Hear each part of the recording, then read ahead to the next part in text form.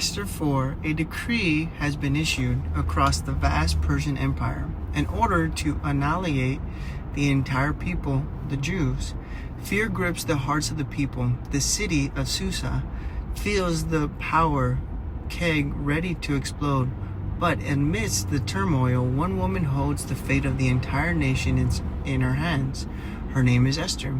Esther, now queen, lived in a luxury and safety in the palace, far removed from the pain of the streets.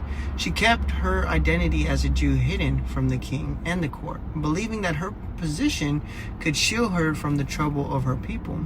But now the news of the decree reached her, and her people, her family, her friends were doomed. And there were in the shadows in the palace, the call to action rang. Mordecai, Esther's cousin, it was in mourning. His heart was broken for his people. He sent word to Esther, urging her to speak to the king on behalf of the Jews. But Esther hesitated. The king had not called her for 30 days, and approaching him without an invitation was forbidden. Doing so can cost her life. Esther faced a terrible dilemma. She hid behind the safety of her crown, and she risked everything to step into the uncertain and dangerous unknown. She faced with a question that would define not only her life, but the fate of the entire people. For such a time as this, Mordecai's message was simple but piercing. Who knows, but you have come to your royalty position for such a time as this. In the moment of Esther realizing that her position, her privilege was not just her own safety, it was the salvation of her people.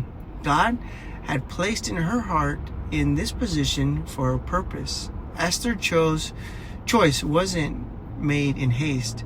She called for a fast and asking the Jews of Susa to join her in prayer and fasting for 3 days.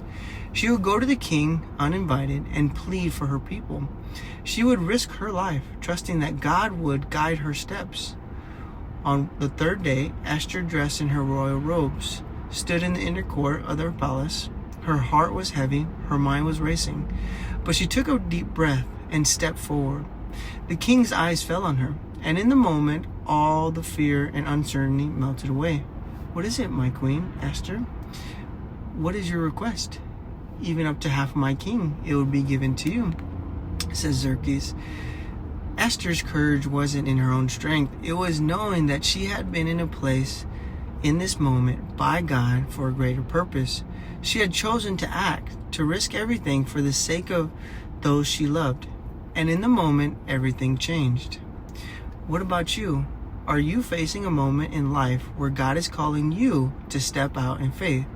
Even when the outcome is uncertain, like Esther, we are all faced with times where we must make a choice, whether to step into the unknown, to risk something important, or to stay in the safety where we know.